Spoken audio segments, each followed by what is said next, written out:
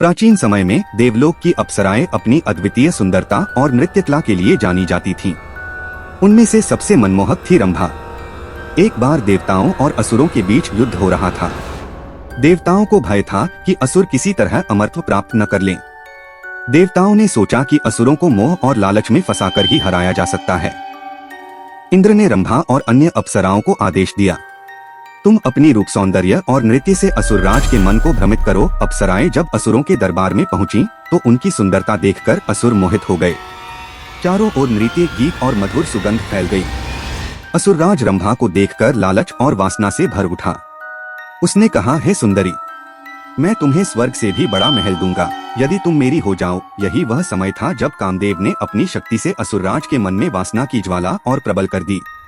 उसकी आंखों में केवल रंभा की छवि रह गई। लेकिन रंभा ने अपने मन में सोचा, यदि मैं इस असुर को पूरी तरह लालच और मोह में बांध दूं तो उसका विनाश निश्चित है। उसने मुस्कुराकर कहा, हे असुरराज, यदि तुम सच में मुझे पाना चाहते हो तो पहले यह कठिन व्रत निभाओ। तुम्हें 1 महीने तक बिना युद्ध किए केवल मेरे लिए पुष्प, गहने और रत्न इकट्ठा करने होंगे। असुर ने बिना सोचे मान लिया। वह युद्ध छोड़कर केवल रंभा के लिए वैभव और भोग जुटाने लगा। इधर देवताओं ने अवसर देखकर असुरों की सेना पर आक्रमण कर दिया। युद्ध में असुर पराजित हो गए क्योंकि उनका राजा स्त्रियों और लालच में फंस चुका था।